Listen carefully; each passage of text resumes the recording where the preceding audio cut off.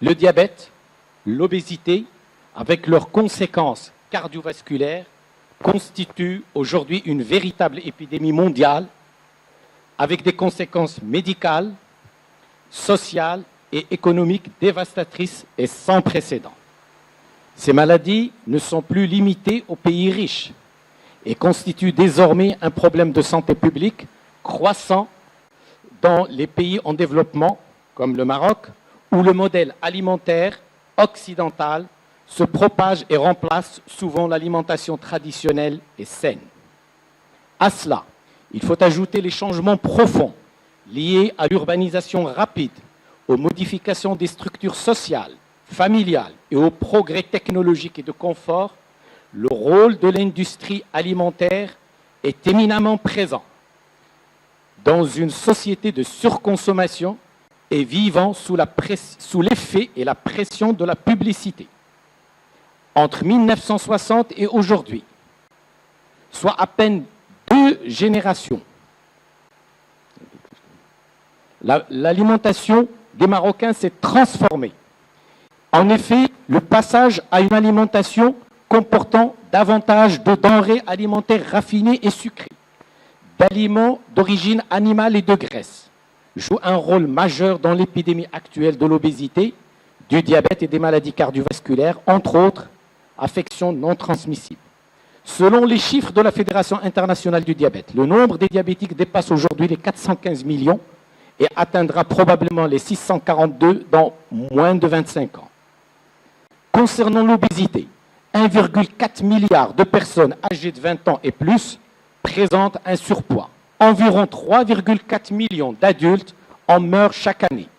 En outre, 44% de la charge du diabète, 23% de la charge des cardiopathies ischémiques et 7% à 41% de la charge de certains cancers sont attribuables au surpoids et à l'obésité.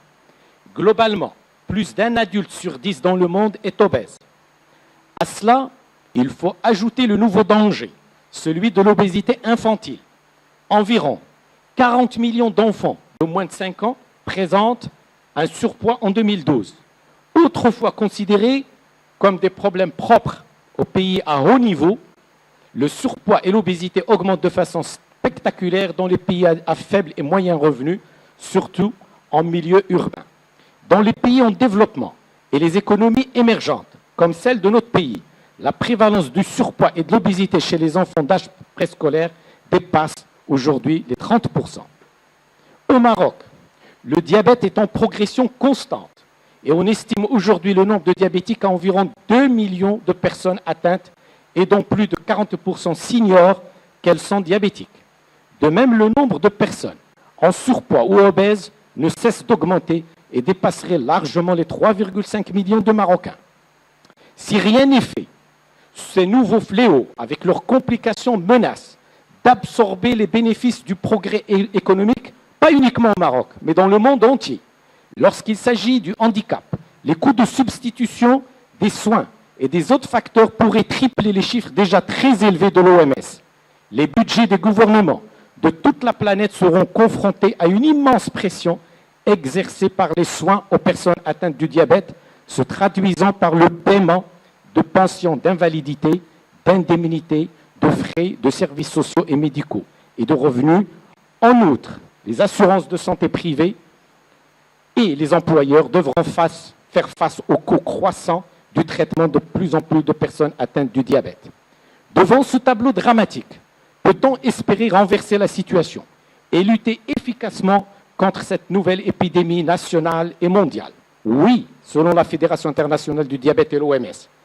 Adopter un mode de vie sain constitue la pierre angulaire de cette stratégie. En effet, les changements au niveau du mode de vie, avec une alimentation saine, une activité physique, permettent efficacement de retarder et dans de nombreux cas de prévenir l'apparition du diabète de type 2, ainsi que de réduire les risques de complications pour les patients déjà atteints.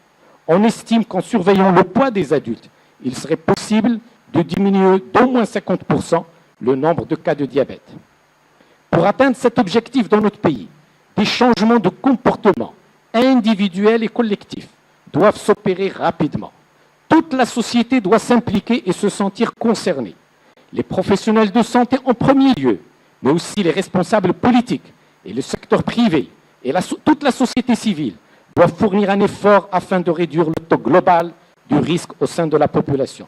Pour ce faire, la promotion et la mise en œuvre des mesures environnementales dans les différents domaines de la santé, des transports, de l'agriculture, des finances, qui encouragent une vie saine dès l'enfance, se révèlent indispensables. Dans un esprit scientifique et de consensus, les professionnels de santé, les pouvoirs publics, l'université, le Parlement, les économistes, les juristes, la société civile, les religieux, les médias sont invités à réfléchir ensemble pour faire le diagnostic et proposer des solutions et des stratégies comportant des actions multisectorielles, des objectifs précis et réalisables, un suivi et une évaluation des résultats. Cette réflexion et ces stratégies doivent se faire en liaison étroite avec les actions en cours et viser à développer un modèle qui tient compte de l'authenticité marocaine, mais aussi des défis et des risques de la mondialisation. Aujourd'hui au Maroc, la prise de conscience de l'importance de cette action participative, engageante, partenariale et multisectorielle dans la lutte contre le diabète et l'obésité est très grande, avec une prise de conscience du gouvernement marocain tout entier, une implication forte du ministère de la Santé, de l'enseignement et de l'université. Et nous en avons l'exemple et la démonstration aujourd'hui. Du Parlement, dont vous faites partie, et dont le docteur Ibrahimi et le docteur Gouaïma et d'autres amis ici présents qui luttent pour faire de la lutte contre le diabète un des objectifs et, au niveau de notre Parlement. Des médias, du religieux, des ONG et de toutes les composantes de la société civile. Et je termine par le message royal adressé à la conférence nationale de 2013 à Marrakech et dans lequel c'était un message royal général concernant cette conférence importante, la deuxième au Maroc. Cette action doit être menée dans un cadre de complémentarité et de partenariat institutionnalisé au niveau national et international entre le secteur public et privé et la société civile, dont nous tenons à saluer les efforts appréciables qu'elle ne cesse de déployer dans ce domaine. À cela s'ajoute la nécessité de tirer parti des expériences internationales en ayant à l'esprit les directives de l'Organisation mondiale de la santé visant à assurer une couverture médicale globale. C'était un discours pour la deuxième conférence de la santé au Maroc.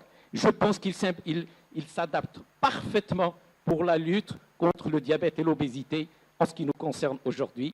Et je vous remercie.